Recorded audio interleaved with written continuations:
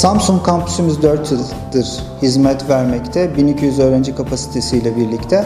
Ama Doğa Koleji'nin kuruluş serüveni bunun biraz dışında. Doğa Koleji 2002 yılında kuruldu.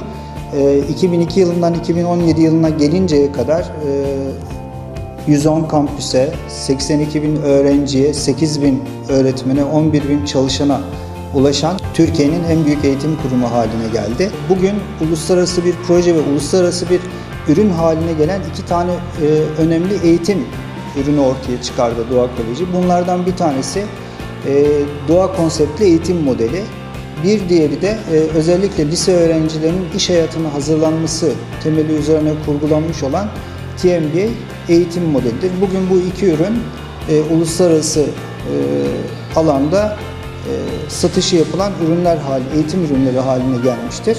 Bunların yanında doğayı merkez alan bir eğitim anlayışıyla ilerleyen Doğa Koleji, ezberci kalıpların dışına çıkan, analitik düşünme becerisi yüksek, kendini ifade etme ve sosyal becerileri gelişmiş bireyler yetiştirme konusunda çaba sarf eden, bu çerçevede eğitim öğretim hizmeti sürdüren bir kurum olarak eğitim öğretim faaliyetine devam etmektedir. Türkiye'nin en büyük eğitim öğretim kurumu olmasının yanında Türkiye'nin en güvenilir eğitim markası olma başarısına da ulaşmıştır. Doğa okulları uluslararası nitelikte öğrenci ve birey yetiştirme hedefi üzerine kurgulanmış bir misyona sahiptir. Bu çerçeve içerisinde dünyada olup biten gelişmeleri, eğitimdeki yeni akımları ve yeni gelişmeleri takip ederek bunu eğitim öğretim sisteminin bir parçası haline getirmektedir. En temelde uluslararası projeler ve teknoloji alanında yaşanan gelişmeleri eğitim öğretim sürecini en hızlı ve en doğru biçimde adapte eden eğitim kurumu olarak faaliyet göstermekteyiz.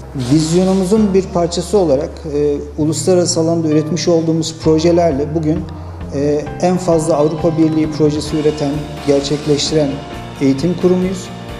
Aynı zamanda da 5 projesi Avrupa Birliği tarafından fonlanmış tek Türk okuluyuz. Özellikle öğrencilerimizin kültür, sanat, spor alanında kendilerini ifade edebilecekleri, becerilerini geliştirebilecekleri alanlar açmaya çalışıyoruz. Doğa okullarında öğrencilerin akademik gelişim süreci bir bütün olarak ele alınır. Ancak bu bütünlük içerisinde öğrencinin geçmesi gereken TEOG gibi, YGS gibi, LYS gibi geçiş süreçleri göz önünde bulundurulur ve buna göre bir ilerleme sağlanır. Doğa okullarında anaokulundan liseye kadar tüm kademelerde yoğunlaştırılmış bir İngilizce eğitimi söz konusudur. Öğrencilerimiz ilkokul 2. sınıftan itibaren Cambridge gibi uluslararası sınavlara girerek dil birikimlerini uluslararası ölçme değerlendirme araçlarıyla belgelendirmektedir. Doğa Koleji'nden mezun olan bir genç tüm akademik kariyerini buradan almış olduğu İngilizce eğitimi üzerine inşa edebilmesi yönündedir. Bu bizim için velilerimiz açısından önemli bir tercih nedeni olmalıdır.